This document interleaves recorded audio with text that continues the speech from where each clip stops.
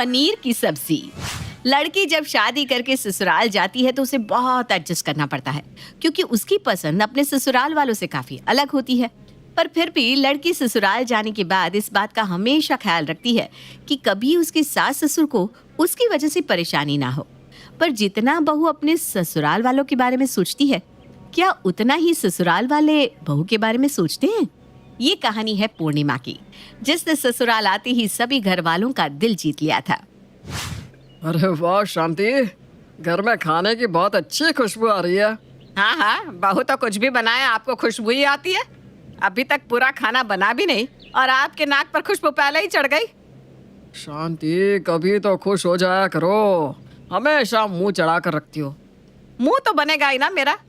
मैंने सोचा था मेरे घर में भी बहू आएगी, रोज रोज नए तरीके के पकवान बनाकर मुझे खिलाएगी, पर मेरी बहू को तो रोटी सब्जी के अलावा कुछ आता ही नहीं बनाना। औरों के घर की बहू को देखो कैसे 56 भोग आते हैं बनाने।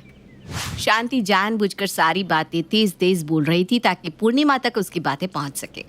अपनी सास की बातें सुनकर पूर्णिमा को थोड़ा बुरा लगता है, पर वो अपनी इस कमी को सुधारने की कोशिश करती है और YouTube पर खाने के नए नए तरीके देखती है और घर में उन्हें बनाने की कोशिश करती है। माँ को हमेशा मेरे खाने से शिकायत थी। भगवान जी मेरा साथ देना, आज पहली बार चिली पनीर बनाने जा रही हूँ। पर माँ को एक बार बता देती हूँ, वैसे भी घर में पनीर नहीं है, माँ को बता दूंगी तो वो पनीर भी मंगवा देंगी। पूर्णिमा अपनी सास के पास जाती है और पनीर की सब्जी बनाने के लिए परमिशन लेती है। पर पनीर का नाम सुनते ही शांति का मुंह बन जाता है और मुंह बनाते हुए पूर्णिमा से कहती है, नहीं नहीं, पनीर बहुत महंगे हो रहे हैं बहू, फिर कभी चिली पनीर बना लेना। एक काम कर, आज तुम मशरूम की सब्जी बना ले, और हाँ, मसाले वाली बनाना। मशरूम की? ठीक है माँ, पर मुझे तो मशरूम की सब्जी आती ही नहीं बनानी। कोई बात नहीं, माँ का मशरूम खाने का मन है, एक काम करती हूँ, जैसे YouTube से पनीर की सब्जी बनानी सीखी है इसी तरह से मशरूम की भी सीख लेती हूँ। क्या पता माँ को उनका मनपसंद खाना बना दूँ तो शायद उनकी नाराज़गी मुझसे कम हो जाए। पूर्णिमा से पूरा परिवार खुश था सिवाय शांति के, इसलिए पूर्णिमा हर समय अपनी सास को खुश करने में लगी रहती और वही बनाती जो शांति कहती। अब इसी तरह से कुछ दिन बीत जाते हैं और पूर्णिमा का दिल करता है कि आज वो पनीर की सब्जी बनाए, जो रेसिपी उसने देखी थी वही। इसीलिए एक बार फिर पूर्णिमा अपनी सास से कहती है, माँ आज अमित जी का प्रमोशन हो गया है, कितनी खुशी की बात है ना? हाँ, खुशी की बात तो है। मैं चाहती हूँ कि मेरा बेटा इसी तरह से दिन दुगनी और रात चौगनी तरक्की करता रहे।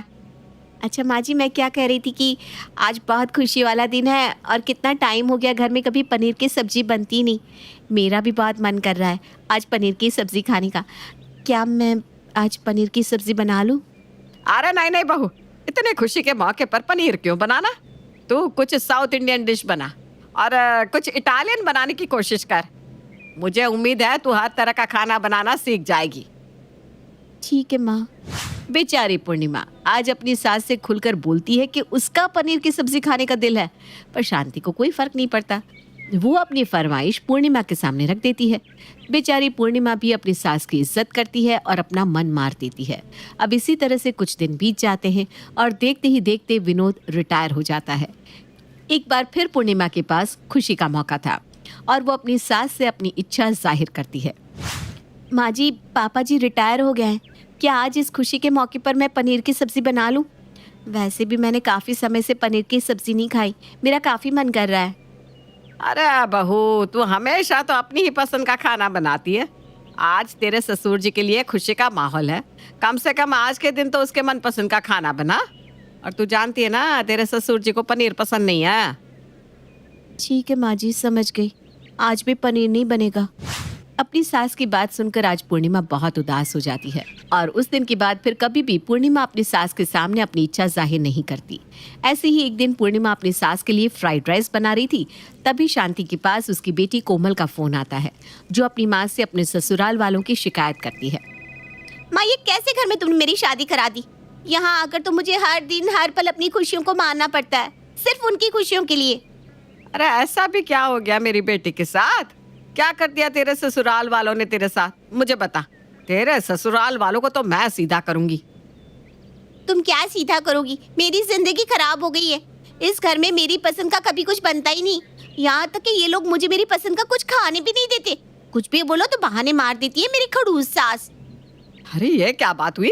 तेरे ससुराल वाले तो सच में बड़े ही निकम्मे और कंजूस है, जो तुझे तेरी पसंद का खाना भी नहीं खाने दे रहे। तू एक काम कर मेरा बच्चा, कुछ दिन के लिए यहाँ आ जा, और जब यहाँ से जाना तो 4 दिन तक अपने घर वालों को खाना मत देना। फिर उनको अकल आएगी कि बहू की इज्जत करना कितना ज्यादा जरूरी है। फिर देखना तेरी ही मर्जी का खाना बनाएगी तू। हाँ माँ, तुम बिल्कुल सही कह रही हो। अब मुझे अपनी उंगली टेढ़ी करनी ही पड़ेगी। अच्छा माँ, फोन रखती हूँ। इतना बोलकर कोमल फोन रख देती है, पर ये सारी बात रसोई में खड़ी पूर्णिमा सुन लेती है। पर फिर भी पूर्णिमा अनजान बनने की कोशिश करती है और अपनी सास को खाना देते हुए कहती है, क्या हुआ माँ जी, ननद जी ठीक तो है ना ससुराल में? क्या खाक ठीक है? अरे पता नहीं कैसे घर में मेरी बेटी की शादी हो गई। ऐसे कंजूस ससुराल वाले हैं उसके कि मेरी बेटी को उसके पसंद का खाना भी नहीं खाने देते। कितने दिन से मेरी बेटी पिज्ज़ा की रट लगाई है, पर मजाल है कि उसके घर में पिज्ज़ा आ जाए। पर मैंने तो उसे सिखा दिया है कि 4 दिन तक घर वालों को खाना ही मत दे, अपने आप ही अकल ठिकाने आ जाएगी। और अगर फिर भी नहीं सुधरे तो तू यहाँ आ जाना।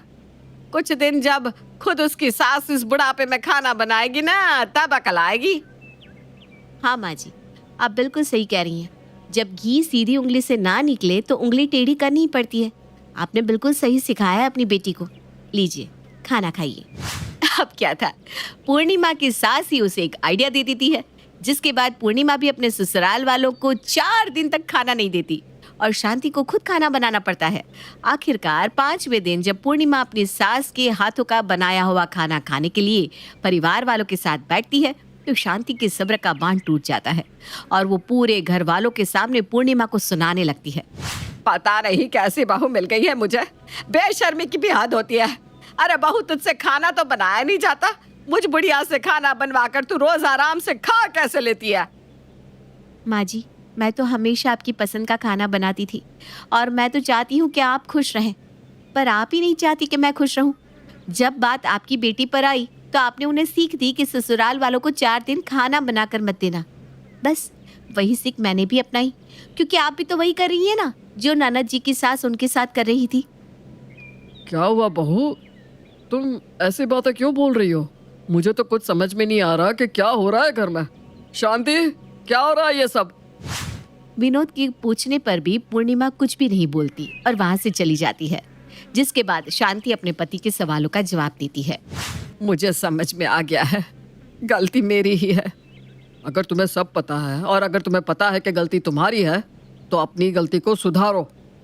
पूर्णिमा की बातें सुनकर विनोद को कुछ समझ में नहीं आता, पर शांति सब समझ जाती है कि उसकी बहू क्या कहना चाह रही है। अगले दिन अपनी इस हरकत के लिए पूर्णिमा अपनी सास से माफी मांगती है। कल रात के लिए मुझे माफ कर दीजिएगा माँ जी, अब से पहले की तरह मैं ही रसोई संभालूंगी। मुझे बता दीजिए क्या बनाऊं? बहू, तुझे पनीर बहुत पसंद है ना, और बहुत दिनों से तेरा मन भी कर रहा था। एक काम कर, आज पनीर की सब्जी ही बना ले और अपनी सास को माफ कर दे बेटा। नहीं नहीं माँ जी, आप ऐसा मत बोलो। आपको आपकी गलती का एहसास कराने के चक्कर में मैं भी कुछ ज्यादा ही हद पार कर गई। नहीं बहू, तूने बिल्कुल सही किया, तेरा ये करना जरूरी था। मुझे अपनी बेटी का दुख नजर आया पर बहू का नहीं। जिस तरह मुझे पता चला कि मेरी बेटी को उसके मनपसंद का खाना नहीं खाने दिया जा रहा, उसी तरह जब तेरे घर वालों को ये पता चलेगा तो वो क्या सोचेंगे हमारे बारे में। अब से इस घर में सभी का ख्याल रखा जाएगा, और खास कर तेरा, क्योंकि तू हम सबका कितना ख्याल रखती है। इतना बोलकर शांति अपने दोनों हाथ जोड़कर अपनी बहू से माफी मांगती है, पर पूर्णिमा सारी पुरानी बातें भूल जाती है और अपनी सास को गले से लगा लेती है। जिसके बाद पूर्णिमा के ससुराल वाले भी पूर्णिमा का उतना ही ख्याल रखते हैं जितना पूर्णिमा अपने ससुराल वालों का रखती है।